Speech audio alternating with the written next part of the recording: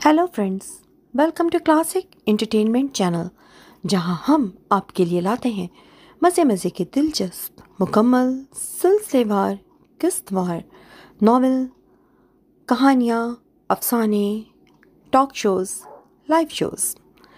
आज आपके लिए लेके आए हैं जुर्म मोहब्बत तहरीर तुबा कामरान। लेकिन इससे पहले हम कहानी स्टार्ट करें, अगर आपने अभी तक हमारे चैनल को सब्सक्राइब नहीं किया है तो जल्दी से चैनल को सब्सक्राइब कीजिए, बेल नोटिफिकेशन का बटन दबाइए ताकि चैनल पे अपलोड होने वाली ये सीरीज़ और दीगर नॉवेल्स आपको सबसे पहले फ्री में पढ़ने और सुनने को मिले। ये ऑडियो ई बुक्स हैं। अगर आपको ऑडियो पसंद नहीं तो आप वॉल्यूम को म्यूट कर सकते हैं। स्पीड अपने हिसाब से सेटिंग में जाके कम या ज़्यादा कर सकते हैं। चलें अब मज़ीद वेट नहीं कराते और शुरू करते हैं जुर्म मोहब्बत तहरीर तुबा कामरान, किस्त नंबर 9। अपनी ज़िंदगी के खूबसूरत लम्हों को एक दूसरे के संग जीने के बाद मिनहाज ने अपने शहर का रुख कर लिया था। जिस वक्त वो दोनों अपार्टमेंट पहुँचे शाम हो रही थी। कब जाना है आपके पेरेंट्स के पास? मिनहाज ने सोफ़े पे बैठते हुए उसको अपने बराबर में बिठाकर पूछा। मिनहाज, मैं नहीं जाना चाहती, वो उसकी जानिब देख के मन मनाई। जाने मिनहाज, आप ये क्यों नहीं सोचती? आपके पेरेंट्स आपके लिए दुखी होंगे। उसके हाथ पे अपना हाथ रख के उसने समझाना चाहा। मगर मुझे डर है वो आपको कुछ ना कहें। लब कुचलती वो बेबसी से बोली। उसके दिल में अब भी खदशा सर उठा रहा था। कुछ नहीं होगा मुझे, आपकी मोहब्बत मुझे कुछ नहीं होने देगी, यकीन रखें। उसने तहमीना का सर अपने कंधे पे रख के मोहब्बत भरे लहजे में यकीन दिलाया। चलें ठीक है, फिर चलते हैं 1-2 दिन में। उसके शर्ट के बटन पे हाथ फेरती वो किसी हद तक मान गई थी।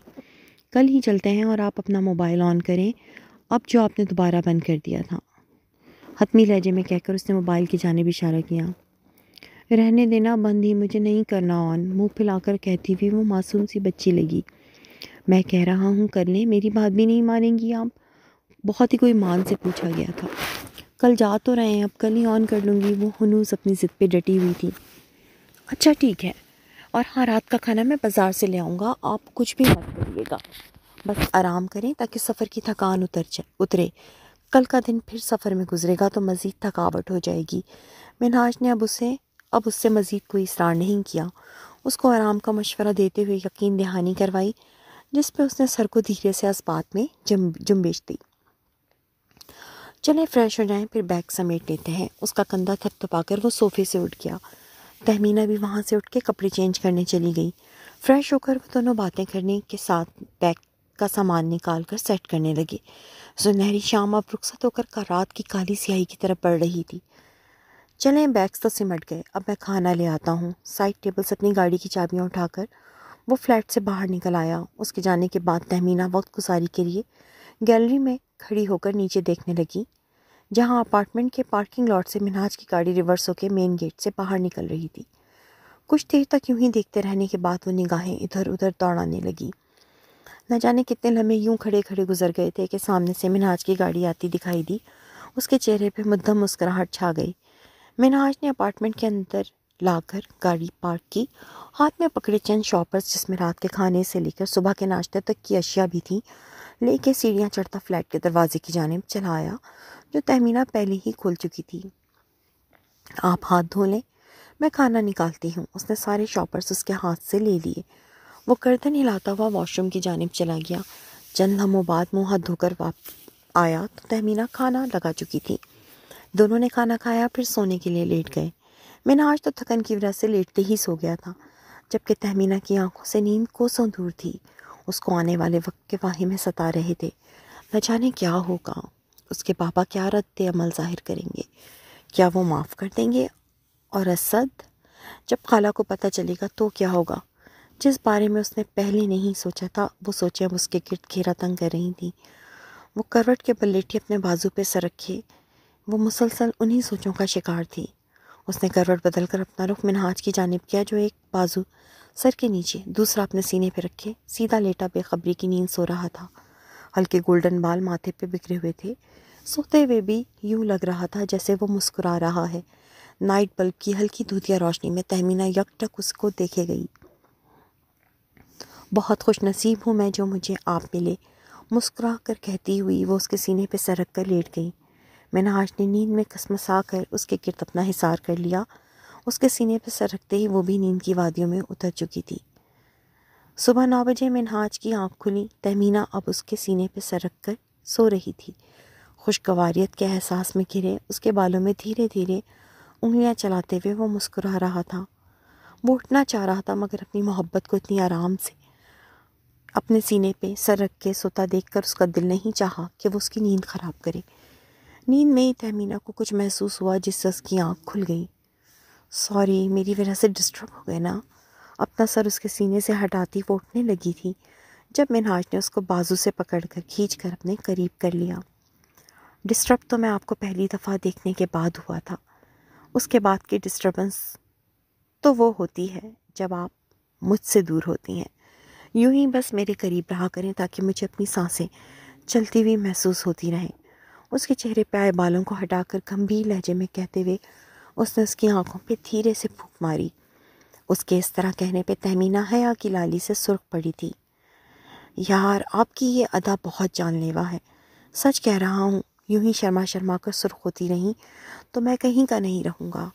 اس کی جھکی تھوڑی کو اپنی انگشت شہادت سے اور انگوٹھے سے اوپر کرتے ہوئے اس نے جھک کے اس پہ پیار کیا۔ اس کا دل مزید گستاخی پہ اکسا رہا تھا۔ اس سے پہلے کہ دل کی آواز پہ لبیک کہتا، اس کے چہرے کو اپنے ہاتھوں میں لے کر وہ مزید کوئی جسارت کرتا، تہمینہ نے ہلکی کپکپاتی آواز میں اس کو پکارا، منہاج، مجھے بھوک لگ رہی ہے۔ یار، ایک تو آپ کو بھوک بھی بہت غلط ٹائم پہ لگ جاتی ہے۔ گہرا سانس لے کر پیچھے کو ہوتا وہ مصنوعی خفگی سے گویا ہوا، یہ غلط نہیں، بالکل ٹھیک ٹائم ہے۔ اب آپ بھی اٹھ جائیں اور فریش ہو جائیں۔ تیزی سے بیڈ سے اٹھ کے وہ کھڑے ہو کر اپنے بالوں کو جوڑے کی شکل دیتی ہوئی ہنس دی۔ بہت تیز ہو گئی ہیں ویسے آپ، مگر کب تک بچتی رہیں گی مجھ سے؟ کوہنی کے بل لیٹے لیٹے کہہ کر وہ معنی خیزی سے مسکرایا۔ اب سارا دھیان مجھ پہ ہی دیتے رہیں گے یا کچھ اپنے کام پہ بھی دینے کا ارادہ ہے؟ دونوں بازو سینے پہ باندھ کے اس نے استفہامیہ نظروں سے اس کی جانب دیکھا۔ مجھے اپنے کام پہ بھی تو جانا ہے، لیکن میں انشاءاللہ شام تک آ جاؤں گا، آپ تیار رہیے گا، پھر ہم نے چلنا ہے۔ وہ بیڈ سے اٹھ کر چلتا ہوا الماری کے پاس آیا جہاں تہمینہ مڑ کے اس کے لیے کپڑے نکالنے لگی تھی۔ ہم کتنے دن کے لیے جائیں گے؟ استری شدہ کپڑے اس کی جانب بڑھاتے ہوئے اس نے پوچھا۔ آپ کتنے دن کے لیے جانا چاہتی ہیں؟ اس کے سوال کا جواب دینے کی بجائے اس نے الٹا سوال کیا۔ نہیں، بس ہم جلدی واپس آ جائیں گے، میں وہاں رکنا نہیں چاہتی۔ الماری کا دروازہ بند کر کے وہ اس کی جانب مڑی۔ منہاج نے ایک گہرا سانس لے کے اس کے کندھے پہ اپنا ہاتھ رکھا۔ اچھا ٹھیک ہے، ہم جلدی آ جائیں گے۔ تہمینہ نے اس کی جانب دیکھ کے اس بات میں سر ہلا دیا۔ منہاج اس کا گال تھپ تھپا کر کپڑے لے کے واش روم کی جانب چلا گیا، جبکہ تہمینہ دوسرے کمرے میں موجود واش روم سے منہ ہاتھ دھو کر کچن میں چلی گئی تاکہ منہاج کے آنے سے پہلے پہلے ناشتہ ریڈی کر لے۔ ناشتہ تیار ہو جانے کے بعد اس نے ڈائننگ ٹیبل پہ سیٹ کر دیا۔ اتنے میں منہاج بھی نہا کر آ چکا تھا۔ آپ کے لیے میں 1-2 دن میں کام والی کا انتظام کرتا ہوں، پریشان مت ہوئیے گا، ناشتہ کرتے ہوئے منہاج نے اس سے کہا۔ ارے نہیں، گھر کا کام میں خود کروں گی، اپنے گھر کو اپنے ہاتھ سے صاف کروں گی، مجھے اچھا لگے گا۔ تہمینہ نے اس کی بات کی نفی کرتے ہوئے طائرانہ نگاہ اس چھوٹے سے فلیٹ پہ ڈالی۔ لیکن اتنا سارا کام ہوگا، کیسے سب کریں گی؟ چائے کا کپ ہاتھ میں اٹھاتے ہوئے اس نے پریشان ہو کر پوچھا۔ نہیں، کوئی اتنا سارا کام نہیں ہوگا، بس تھوڑا سا ہی تو ہوگا، پھر میں فارغ ہی ہوں گی، گھر میں تو کوئی مسئلہ نہیں ہے، میں کر لوں گی۔ اس نے مسکراتے ہوئے حل پیش کیا۔ فارغ کیوں ہوں گی آپ؟ اپنی پڑھائی شروع کریں، انٹرویو پورا نہیں ہوا آپ کا، میں جلدی فارم لے آؤں گا آپ کے کالج کے لیے، بس آپ تیاری رکھیں۔ منہاج نے کپ نیچے رکھتے ہوئے اس کی بات سن کر اپنے دونوں ہاتھ سینے پہ باندھے۔ وہ ابھی میرا موڈ نہیں ہے آگے پڑھنے کا، میں پڑھائی میں لگ جاؤں گی تو آپ کو ٹائم نہیں دے پاؤں گی، معصومیت سے کہتے ہوئے وہ چائے کے کپ میں چمچہ ہلانے لگی۔ ایسا کچھ بھی نہیں ہو رہا، آپ آگے پڑھیں پلیز، منہاج نے اس کے ہاتھ کی پشت پہ اپنا ہاتھ رکھ کر کہا۔ اچھا، کچھ ٹائم تو دیں پھر، اس نے گویا التجا کی۔ چلیں ٹھیک ہے، جب آپ کا موڈ بنے بتا دیجیے گا، میں فارم لے آؤں گا۔ منہاج نے مزید اس پہ کوئی زور نہیں دیا، شاید وہ سمجھ گیا تھا جس حالات میں یہ سب ہوا ہے اس کے بعد پڑھنے کے لیے ذہن کا پرسکون ہونا لازمی ہے، اور ابھی تو اس کو اپنے پیرنٹس سے ملنا ہے، ان سے ملنے کے بعد ان کا رویہ اس کے ساتھ کیسا ہوتا ہے، کہیں حالات مزید نہ بگڑ جائیں، اس کے پیش نظر وہ چپ ہو گیا تھا۔ ویسے آپ کام کیا کرتے ہیں؟ تہمینہ نے چائے ختم کر کے کپ ٹرے میں رکھا۔ منہاج کا ایک لمحے کو دل جیسے مٹھی میں جگڑا، مگر اس نے خود پہ جلدی قابو پایا۔ میرا ایک دوست ہے، وہ اور اس کا بھائی ساتھ کام کرتے ہیں، تو میں بھی انہی کے ساتھ ہی ہوتا ہوں، اس نے مختصراً بتایا، مگر کام کی نوعیت وہ اب بھی حذف کر گیا۔ مگر کام کی نوعیت کیا ہے؟ تہمینہ نے ایک بار پھر اپنا سوال دہرایا۔ بس امپورٹ ایکسپورٹ کا کام ہے، اس نے جیسے جان چھڑانی چاہیے۔ اچھا، وہ گردن ہلا کر برتن لیے اٹھ گئی۔ منہاج نے شکر ادا کیا کہ اس نے اس سے مزید کوئی سوال نہیں پوچھا۔ چلے میں چلتا ہوں اب، اس نے وہیں سے کھڑے کھڑے ہانک لگائی۔ اوکے، دھیان سے جائیے گا، تہمینہ کچن سے باہر آ کر اس کے پاس آ گئی۔ اور آپ بھی اپنا دھیان رکھیے گا، میں شام 5 بجے تک آ جاؤں گا، پھر 7 بجے ہم نکل جائیں گے۔ منہاج نے اس کے گال کو اپنے ہاتھ سے تھپ تھپایا۔ ویسے آپ کو تھکن نہیں ہو جائے گی اس طرح؟ وہ اس کے لیے فکر مند ہوئی۔ نہیں، کچھ نہیں ہوتا جانے منہاج، آپ پریشان مت ہوں۔ اس کی فکر مندی پہ مسکراتے ہوئے اس نے تہمینہ کو خود سے لگا لیا۔ چلیں، آپ کو دیر ہو رہی ہے، آپ جائیں۔ دھیرے سے وہ اس سے الگ ہوئی۔ اس کے الگ ہوتے ہی منہاج نے اپنی ضروری چیزیں لیں، پھر فلیٹ کا دروازہ کھول کر نیچے اتر کر گاڑی میں بیٹھ گیا۔ اس دوران تہمینہ اس کو گیلری میں کھڑے ہو کر دیکھنے لگی۔ منہاج جب تک گاڑی نکال کر لے نہیں گیا، وہ کھڑی دیکھتی رہی، یہاں تک کہ گاڑی اس کی نظروں سے اوجھل ہو گئی۔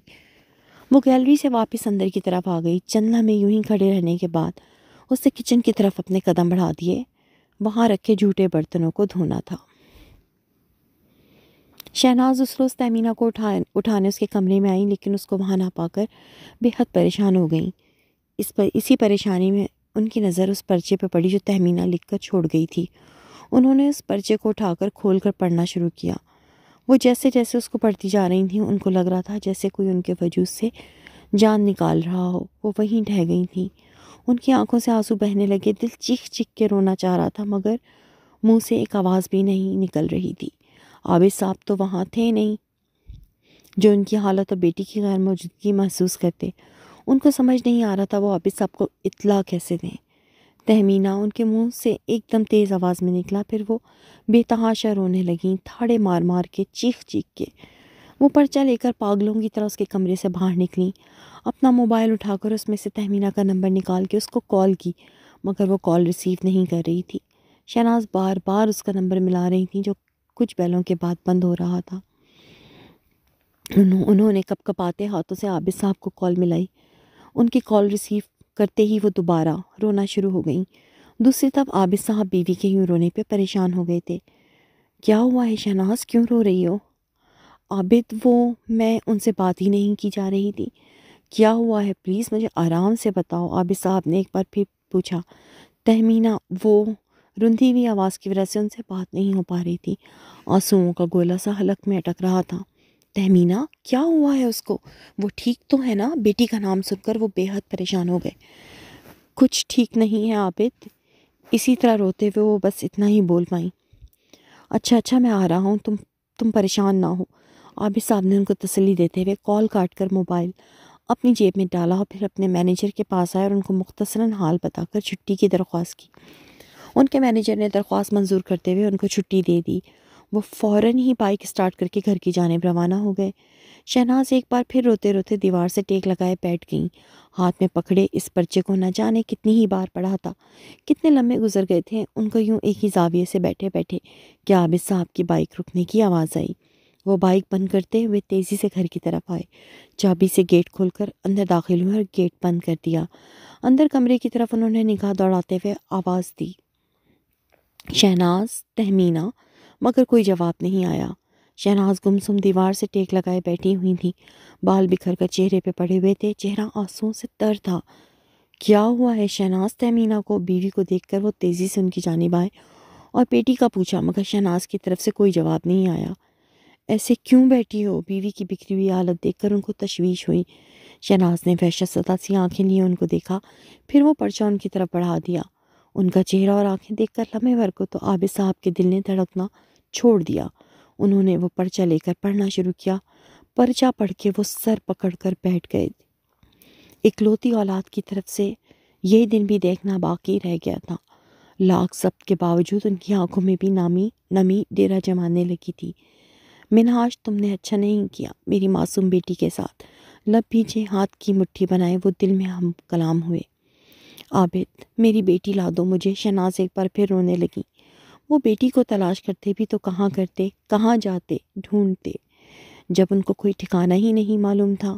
انہوں نے اپنا موبائل نکال کر اس کے نمبر پر کال کی، ملائی، مگر بیل جانے کے علاوہ کچھ حاصل نہیں ہو رہا تھا۔ اگر اس وقت تہمینہ سے بات ہو جاتی تو شاید وہ اس کی لوکیشن ٹریس کر کے اس تک رسائی حاصل کر سکتے تھے، مگر یہ اسی صورت میں ممکن تھا جب وہ کال ریسیو کرتی۔ شہناز کا رو رو کر بہت برا حال تھا۔ عابد صاحب کی سمجھ نہیں آ رہا تھا وہ کس طرح کن الفاظ میں ان کو تسلی، حوصلہ یا دلاسا دیں۔ بیٹی تو ان کی زندگی ناسور بنا گئی تھی، اب دنیا والے ان کو کسی بھی حال میں جینے نہیں دیں گے، بلکہ وہ تو ان کا جینا محال کر دیں گے۔ اس سے بچنے کی بس ایک یہی صورت تھی کہ ان کی بیٹی واپس آ جائے اور منہاج کو ہمیشہ کے لیے چھوڑ دے۔ باقی اس لڑکے کی زندگی کو جہنم بنانا عابد صاحب کا کام تھا۔ وہ اس کو ایسی سزا دینے کا سوچے بیٹھے ہوئے تھے کہ وہ موت مانگتا، مگر اس کو موت نہیں آتی۔ بس کسی طرح تہمینہ واپس آ جائے۔ وہ دونوں میاں بیوی سر پکڑے بیٹھے ہوئے تھے۔ شہناز کو یہ خدشہ بھی لاحق تھا، وہ اپنی بہن کا اور اسد کا کس طرح سامنا کریں گی، ان کو کیا منہ دکھائیں گی، کیا رد عمل ہوگا ان کا، کیا ہوگا کیا ہوگا کیا ہوگا۔ ان ساری باتوں کا خوف ان کے اوپر بھوت بن کر چمٹ گیا تھا، اور تھوڑی دیر بعد تہمینہ کے نمبر پہ اس آس سے کال ملا رہی تھیں کہ شاید اب بات ہو جائے، مگر سب بے سود تھا۔ دونوں کی راتوں کی نیندیں اڑ گئی تھیں، بھوک پیاس سب ختم ہو گیا تھا۔ ان چند دنوں میں دونوں میاں بیوی بوڑھے لگنے لگے تھے۔ عابد صاحب مارے باندھے اپنی جاب پہ جاتے تھے۔ دوسری طرف ایمان اور فروہ بھی تہمینہ کی غیر حاضری پہ حیران تھی۔ وہ لاکھ اس سے خفا تھیں، دوستی ختم کر چکی تھی، مگر پھر بھی ایک دوسرے سے ذکر ضرور کرتی تھیں۔ ایمان نے تو ایک دفعہ تہمینہ کے موبائل پہ کال بھی کی تھی، مگر اس کا نمبر بن جا رہا تھا تو اس نے چھوڑ دیا۔ تہمینہ نے اپنے موبائل پہ اتنی ساری مس کالز دیکھی تھیں، اس کو ڈر لگا، اس نے اپنا موبائل ہی بند کر دیا۔ پھر ولیمے کے بعد تو ویسے ہی منہاج کے ساتھ گھومنے چلی گئی تھی، وہیں اس کو کچھ خیال آیا تو اس نے موبائل آن کر لیا تھا۔ شہناز جو اس کو فون ملاتی رہتی تھیں، یکدم کال مل جانے اور تہمینہ کی کال ریسیو کرنے پہ ان کو کچھ لمحے تو یقین ہی نہیں آیا۔ بیٹی کی آواز سن کر وہ خود پہ ضبط نہ کر پائیں، مگر دوسری طرف اولاد کی سرد مہری اور آنے سے انکار نے ان کو توڑ دیا تھا۔ کئی بار منت کے بعد بھی وہ راضی نہیں ہوئی تھی، بلکہ دوبارہ اپنا نمبر بند کر دیا تھا۔ انہوں نے عابد صاحب کو تہمینہ سے بات ہونے کے بارے میں بتایا تھا، جس پہ وہ سن کر محض سر ہلا کر رہ گئے تھے۔ شہناز کی بہن سے ابھی تک یہ بات مخفی تھی۔ اپنے ضمیر اور نفس سے جنگ لڑتے کریم پیسوں والا بیگ اٹھائے اپنے رکشے میں آ کر بیٹھ گیا۔ موسم ٹھنڈا تھا، مگر پھر بھی اس کے ماتھے پہ پسینے کی چند بوندیں نمودار ہو گئی تھیں۔ اس نے رکشہ اسٹارٹ کر کے مسجد کی گلی سے نکال کر اس آدمی کے گھر کی طرف موڑ لیا۔ چند ثانیوں کے بعد وہ اس آدمی کے گھر کے سامنے تھا۔ اس نے رکشہ بند کیا، پھر اتر کر اس کے گھر کی بیل بجا دی۔ نفس کے آگے جیت ضمیر کی ہو گئی تھی۔ ارے بیٹا، دھیان رکھنا تھا نا پیسوں کا، اس نوجوان کی موت سے کہہ رہی تھی۔ امی مجھے کیا پتا تھا، میں تو گاڑی میں تھا، اسی لیے آرام سے رکھے ہوئے تھے، اب اچانک گاڑی خراب ہو گئی، پھر مجھے رکشہ روکنا پڑا، بس سارا سامان لے کر میں اس میں بیٹھ گیا۔ اور مجھے یاد ہے جب میں رکشے میں بیٹھا ہوں اس وقت میرے ہاتھ میں سارے بیگس تھے، مگر اترنے سے پہلے میں نے اس کو بیٹھے ہوئے ہی کرایہ دیا تھا، پھر اتر گیا تھا، بس اسی بے خبری میں پیسوں والا بیگ رکشے میں ہی رہ گیا۔ پریشانی سے اپنی ماں کو بتاتے ہوئے اس نے انگوٹھے اور انگشت شہادت سے ماتھے کو تھاما۔ رکشے سے اتر کے اس نے سارے بیگ اتار لیے تھے، مگر چھوٹے بیگ کا اس کو پتہ ہی نہیں چل سکا، وہ رکشے میں ہی رہ گیا۔ گھر جا کر جب اس نے سارے بیگ شیشے کی بنی میز پہ رکھے تو اس کو ایک بیگ کم لگا، اور جب احساس ہوا کہ وہ کمی کس بیگ کی ہے تو وہ سر تھام کے رہ گیا۔ اچھا پریشان نہ ہو، اللہ کرم کرے گا۔ اگر وہ رکشے والا ایماندار ہوا، اس کے دل میں اس بات کا احساس ہوا تو وہ ضرور پیسے واپس کرنے آ جائے گا۔ اس کی ماں خود بھی پریشان تھی، مگر اولاد کو تسلیاں دے رہی تھی۔ امی، وہ پیسے کوئی 100 یا 1000 کا نوٹ نہیں تھا جو اپنے دل میں ایمان ہونے کی بنیاد پہ رکشے والا واپس کرنے آ جائے گا۔ وہ 5-5 ہزار کی گڈیوں کی صورت میں 4 لاکھ روپے تھے، اور یہ 4 لاکھ روپے کوئی معمولی رقم نہیں ہے، خاص طور پہ کسی غریب کے لیے۔ تو ہاتھ اٹھا کر بات مکمل کر کے وہ صوفے پہ جا کر بیٹھ گیا۔ پریشان سا صوفے کی پشت سے ٹیک لگائے سوچ میں گم ہو گیا۔ یہ پیسے تو اس کے اپنے بھی نہیں تھے، کیا ہوگا، کہاں سے آئے گی اتنی بڑی رقم دوبارہ؟ وہ جتنا سوچ رہا تھا اتنا ہی اس کا دماغ الجھتا جا رہا تھا۔ بیٹا، پریشان ہونے سے تو کچھ بھی حاصل نہیں ہوگا، اللہ سے دعا کرو بس، اس کی ماں نے ایک بار پھر تلقین کی۔ اس نے پریشانی سے اپنے چہرے پہ ہاتھ پھیرے، پھر موبائل نکال کر کسی کو کال ملانے لگا، مگر دوسری طرف موبائل بند ہونے کی صورت میں کال نہ مل سکی۔ کیا ہے یار، فون بھی نہیں مل رہا۔ پریشانی سے اس نے موبائل دوبارہ جیب میں رکھ لیا۔ ابھی انہی سوچوں میں گم تھا جب گیٹ کی بیل بجنے کی آواز آئی تھی۔ اس کے دل میں خوشگمانی نے سر اٹھایا۔ تیزی سے وہاں سے اٹھ کر وہ باہر کی جانب چلا آیا جہاں گیٹ پہ موجود چوکیدار کسی سے بات کر رہا تھا۔ کون ہے علیم؟ اس نے باہر آتے آتے چوکیدار سے پوچھا۔ صاحب، یہ کوئی رکشے والا ہے، آپ کا پوچھ رہا ہے، چوکیدار نے بتایا۔ وہ نوجوان تیزی سے باہر چلا آیا۔ سامنے کریم ہاتھ میں وہی بیگ لیے کھڑا تھا۔ بھائی، آپ کا بیگ میرے رکشے میں رہ گیا تھا، وہی لوٹانے آیا ہوں۔ کریم نے بیگ اس کی طرف بڑھایا۔ بہت بہت شکریہ بھائی تمہارا، تم نے یقین جانو میری مشکل آسان کر دی ہے۔ یہ پیسے میرے اپنے بھی نہیں تھے، مجھے آگے دینے تھے، میں بہت پریشان تھا، کیا ہوگا۔ خیر، تمہارا بہت شکریہ، تم جیسے اچھے لوگ بھی اس دنیا میں ہیں جن کا ایمان اور ضمیر زندہ ہے۔ وہ فرتے جذبات سے اس کا شکریہ ادا کرنے لگا۔ بس جی، نفس اور ضمیر کے درمیان تو جنگ چلتی رہتی ہے، بس شکر ہے مالک کا کہ اس نے میرے ضمیر کو زندہ رکھا ہوا ہے۔ آسودہ سی مسکراہٹ لیے کریم نے کہا۔ اللہ تمہاری ساری مشکلات حل کرے، آمین۔ اس نوجوان نے اس کے کندھے پہ ہاتھ رکھ کر دعا دی۔ بس دعاؤں میں یاد رکھے گا، اجازت دیں، چلتا ہوں۔ اس سے اجازت طلب کر کے واپس اپنے رکشے میں آ کر بیٹھ گیا۔ اس کے جانے کے بعد وہ نوجوان بیگ ہاتھ میں تھامے پرسکون ہو کر اللہ کا شکر ادا کرتا اندر کی جانب بڑھ گیا۔ قسمت کا کھیل بھی کتنا نرالا ہے، جتنی رقم کی اس کو ضرورت تھی اتنی ہی پکے ہوئے پھل کی طرح اس کی جھولی میں آ گری تھی۔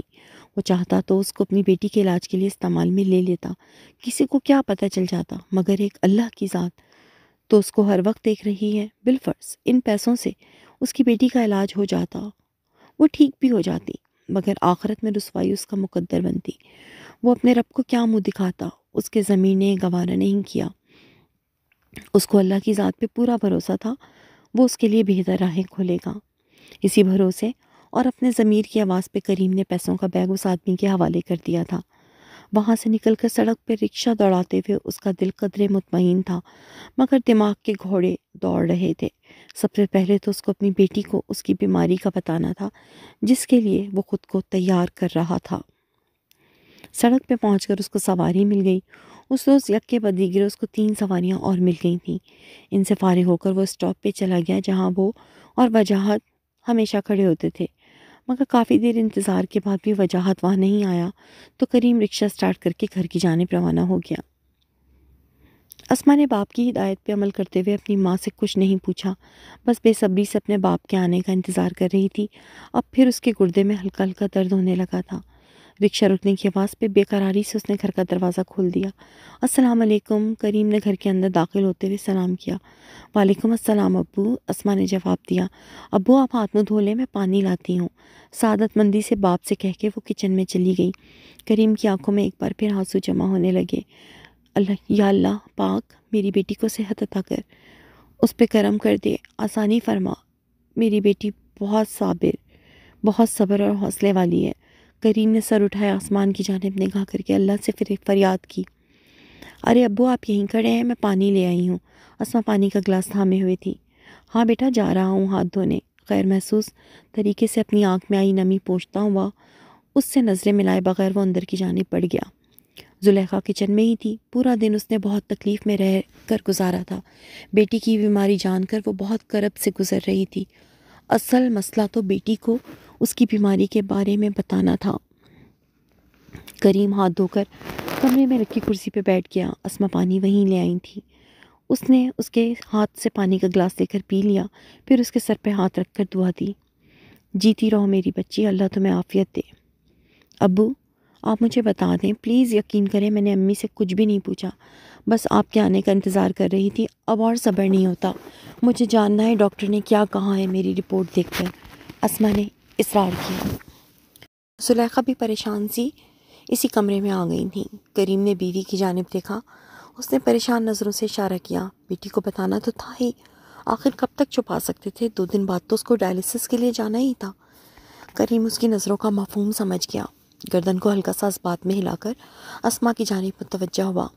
بیٹا، ڈاکٹر نے تمہاری رپورٹ دیکھی تھی اور بتایا ہے کہ تمہارا ایک گردہ کام کرنا چھوڑ چکا ہے، دوسرا گردہ لگوانا پڑے گا۔ کریم نے بہت ضبط کے ساتھ اس کو بتا ہی دیا۔ اسما پٹی پٹی آنکھوں سے باپ کو تو کبھی ماں کو دیکھ رہی تھی۔ کیا میرا گردہ؟ اب ابو کیا ہوگا اب؟ اس کو سمجھ نہیں آ رہا تھا وہ کیا کہے۔ بس اللہ پہ بھروسہ رکھو بیٹا، وہ سبب بنانے والا ہے، اور ہمت رکھو، کریم نے کمزور لہجے میں اس کو تلقین کی۔ یا اللہ تو رحم کر، اسما نے دل میں اللہ سے دعا کی۔ اس کی آنکھ سے آنسو گرا تھا۔ زلیخا نے اس کو روتا دیکھا تو آگے بڑھ کر خود سے لگا لیا۔ وہ ماں کے سینے سے لگے روتے ہوئے، اس کو یہ بات سمجھ آ گئی تھی کہ اس کے ماں باپ کس کرب سے گزر رہے ہیں اس کی بیماری کے بارے میں جان کر۔ اس نے سنا تھا گردہ بہت مہنگا لگتا ہے، مگر اب اس کو دوسرا گردہ لگے گا، اس میں تو بہت خرچہ آئے گا، کہاں سے آئیں گے اتنے پیسے؟ کریم نے آہستہ آہستہ اس کو مزید اور بھی ساری تفصیلات سے آگاہ کر دیا تھا۔ زندگی اتنی کھٹن ہوگی اس نے کبھی سوچا بھی نہیں تھا۔ اس کو اپنے ماں باپ کی طرح اللہ کی ذات پہ بھروسہ تھا۔ وہی سب سے بڑا مہربان ہے اور وہی ہر چیز پہ قدرت رکھنے والا ہے۔ دعا سے بڑا کوئی ہتھیار نہیں ہوتا۔ جو انسان دعا کو اپنے اوپر لازم کر لیتا ہے وہ ضرور کامیاب ٹھہرتا ہے۔ بے شک اسما کی بیماری بہت بڑی تھی، یہ اللہ کی طرف سے آزمائش آئی تھی، مگر اللہ کسی کو بھی اس کی وسعت سے زیادہ نہیں آزماتا۔ اسما کو یقین تھا جلد بدیر یہ آزمائش ختم ہو جائے گی۔ اس نے ہمت کا مظاہرہ کرنا تھا، اگر وہ کمزور پڑ جاتی تو اس کے ماں باپ اس سے زیادہ کمزور پڑ جاتے۔ اس نے ہمت کا مظاہرہ کرتے ہوئے خود کو اس بیماری سے لڑنے کے لیے تیار کر لیا تھا۔ 2 دن گزر جانے کے بعد کریم کے ساتھ وہ ڈائلسس کروانے کے لیے چلی گئی تھی۔ خالہ زرینہ کا زلیخا کے پاس فون آیا تھا۔ انہوں نے باتوں باتوں میں اسما کا حال پوچھا تو زلیخا ان سے بات کرتے کرتے رو پڑی، جس پہ خالہ زرینہ خالہ ایک دم پریشان ہو گئی۔ ارے کیا ہوا بیٹا، کیوں رو رہی ہو؟ سب ٹھیک ہے نا؟ نہیں خالہ کچھ ٹھیک نہیں ہے، وہ روتے ہوئے بولی۔ اللہ خیر کرے، کیا ہوا ہے؟ زرینہ خالہ نے دہل کر دل پہ ہاتھ رکھا۔ ان کے پوچھنے پہ وہ ساری بات ان کو بتاتی چلی گئی۔ وہ بھی سب سن کر بے حد پریشان ہو گئیں۔ اللہ رحم کرے میری بچی پہ، اتنی سی عمر میں اتنی بڑی تکلیف۔ خیر تم پریشان مت ہو میری بچی، اللہ پہ بھروسہ رکھو، وہ سب ٹھیک کر دے گا، اور پیسوں کی فکر مت کرنا، انشاءاللہ میں انتظام کرنے کی کوشش کروں گی، بس ہماری بچی خیر سے ٹھیک ہو جائے۔ زرینہ خالہ نے اس کو بہت نرم انداز میں تسلی دی۔ ان کی تسلی پہ اس کو کچھ ڈھارس ملی۔ کچھ اور باتوں کے بعد اس نے فون بند کر دیا۔ نسرین کو 1 مہینہ ہو چکا تھا سدرا کے گھر کام کرتے ہوئے۔ سدرا بھی اس کے کام سے مطمئن تھی۔ نسرین نے بھی اس کو شکایت کا کوئی موقع نہیں دیا تھا۔ انم اور سدرا کے گھر کے علاوہ بھی اس نے ایک گھر میں اور کام لگا لیا تھا۔ 3 گھروں سے اس کو مناسب تنخواہ مل رہی تھی۔ وہ بہت خوش تھی، اس نے اپنے بیٹے کا اسکول میں ایڈمیشن کروانا تھا۔ بس 2 مہینے بعد اسکول میں ایڈمیشن کروا دوں گی اپنے بیٹے کا، تھوڑے اور پیسے جمع ہو جائیں گے تاکہ میرے بچے کی ہر چیز آ جائے آرام سے۔ اپنے بیٹے کی جانب دیکھ کر مسکراتی ہوئی وہ سوچ رہی تھی، مگر انسان کی قسمت میں کیا لکھا ہے کسی کو کچھ نہیں معلوم ہوتا۔ وقت کب پلٹ جائے کون جانتا ہے، کسی کی زندگی میں کب کیا آزمائش آنے والی ہے اللہ کے سوا کوئی نہیں جانتا۔